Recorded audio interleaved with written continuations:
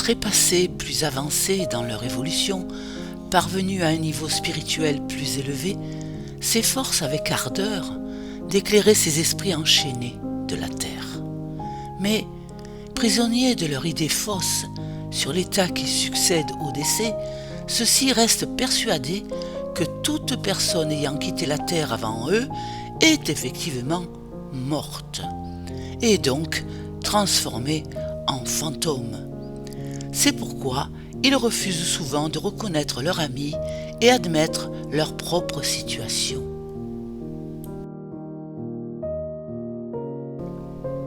Certains d'entre eux vivent dans un état de profond sommeil. D'autres croient s'être égarés ou errent en pleine confusion, torturés par la peur, dans l'obscurité déroutante. D'autres encore, poursuivis par leur conscience, souffrent d'angoisse et de remords à cause de leur conduite passée sur la terre.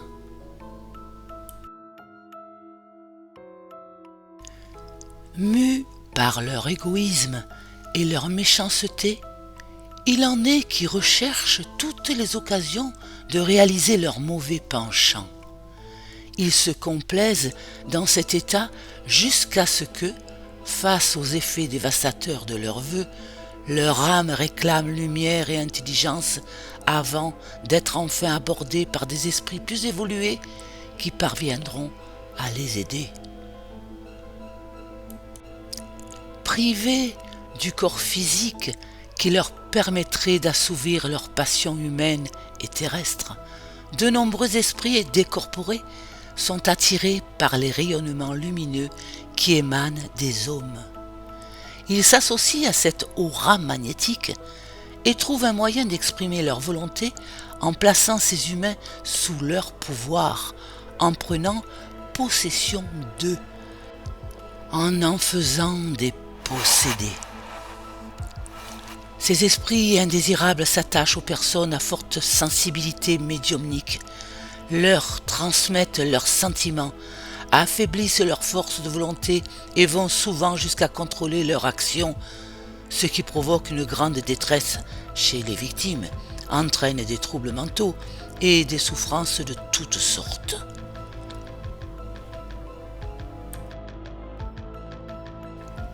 Ces esprits enchaînés à la terre sont les démons auxquels on a cru de tout temps.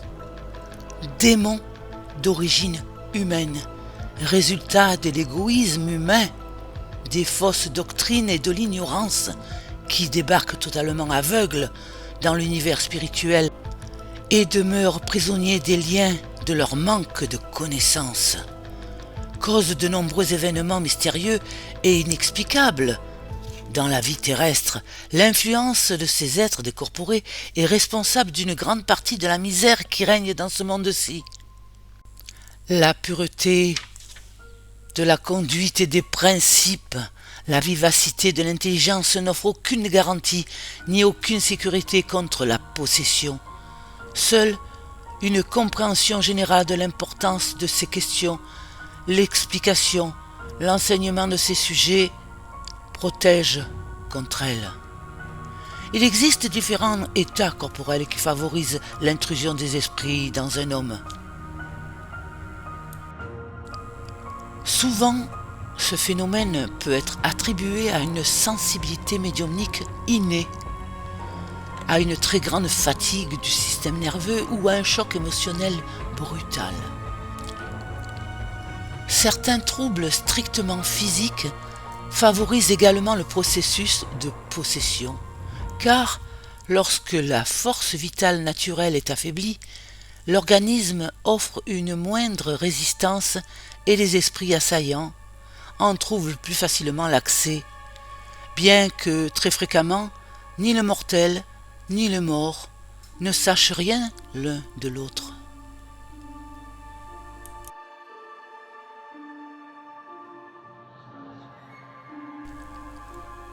Cette suggestion aux esprits modifie le caractère de celui qui y succombe et il en résulte une altération visible de sa personnalité. Il arrive parfois qu'une même personne présente ou imite simultanément ou alternativement plusieurs tempéraments différents. L'influence des esprits est fréquemment la cause directe de la folie aux stades les plus divers, depuis le simple égarement mental jusqu'aux multiples formes de dérangement, hystérie, épilepsie, neurasthénie, kleptomanie, idiotie, phobie, de type suicidaire ou religieux, perte de mémoire, fragilité, psychosomatique, dipsomanie, sans parler des perversions sexuelles irrépressibles, bestialité et autres formes de criminalité extrême. L'humanité est environnée par l'influence mentale de millions d'esprits décorporés qui n'ont pas encore perçu le sens supérieur de la vie. Si l'on admet cette présence comme un fait, alors une multitude de phénomènes s'éclairent d'eux-mêmes, comme les pensées involontaires, les émotions non fondées, les pressentiments étranges, les caprices, l'irritabilité, les accès d'excitation, de passion irraisonnée, les préjugés maniaques incontrôlables et d'innombrables autres anomalies de la vie sentimentale et mentale.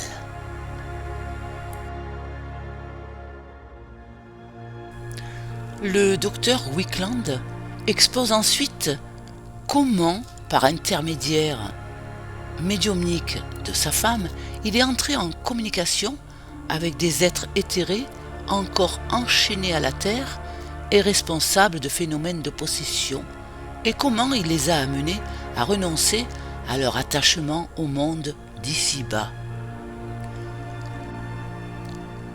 Le transfert d'un état psychique pathologique du patient sur le médium, ma femme, se trouve facilité si l'on électrise le patient à l'aide d'une machine à influx, ce que nous faisons souvent en présence du médium.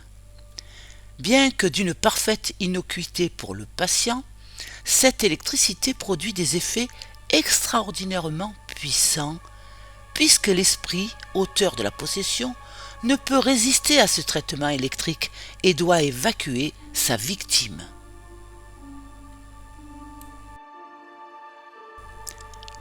L'esprit ainsi délogé trouve accès au médium grâce à l'aide de nos collaborateurs invisibles. Il devient alors possible de s'entretenir directement avec lui et on peut désormais tenter de lui faire prendre conscience de sa véritable situation et lui expliquer qu'il pourrait mener une vie bien meilleure dans l'au-delà. Puis, les esprits plus avancés l'emmènent et le prennent en charge, tandis que ma femme retrouve son état de conscience normal. Nous avons donc organisé des séances régulières avec ma femme comme médium, tout à fait dans le sens des expériences précédemment décrites et obtenu dans de nombreux cas des preuves absolument remarquables du rôle joué par les esprits décorporés dans les pathologies psychiques.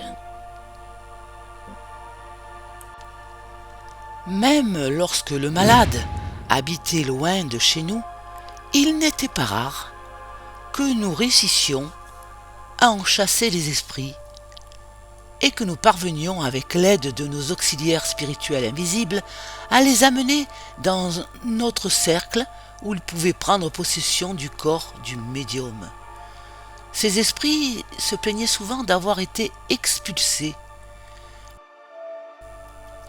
mais il ne leur venait pas à l'idée qu'ils étaient morts, ni qu'ils avaient pris possession d'autres hommes qu'ils tourmentaient depuis leur changement de condition.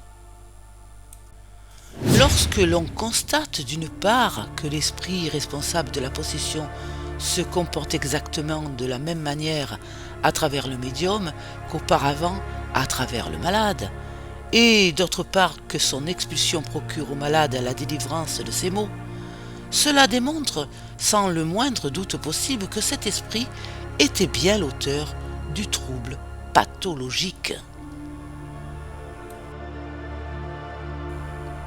Dans de nombreux cas, nous avons même pu déterminer de manière certaine qui était la personnalité humaine morte que nous avions devant nous sous les traits du médium.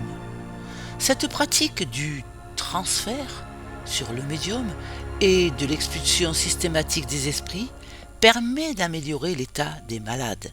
Mais il arrive assez fréquemment que plusieurs esprits, parfois même un grand nombre, doivent être chassés d'un seul et même patient.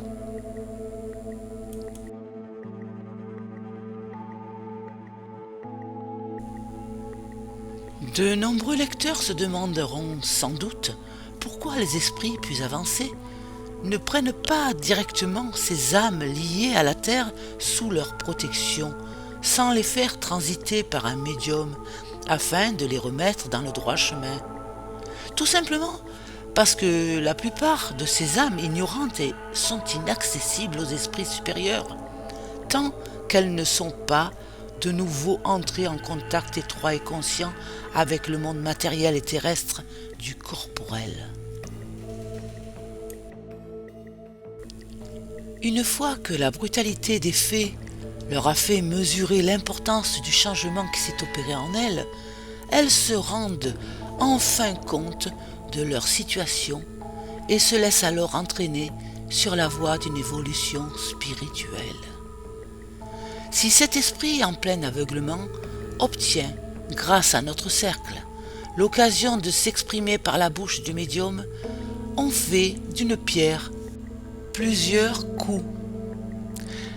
L'esprit y prend généralement conscience de sa situation et le chercheur, qui lui a servi de guide, bénéficie d'un nouvel enrichissement de son expérience. Mais en même temps, ce sont des troupes entières d'autres esprits vivant encore dans les ténèbres de l'ignorance que l'on rassemble autour de nous afin qu'ils puissent également tirer la leçon du comportement de leurs compagnons et des enseignements qui leur sont dispensés. Lors de nos séances, de nombreux esprits se conduisent comme s'ils n'avaient pas toute leur raison, et il est difficile d'échanger une parole sensée avec eux.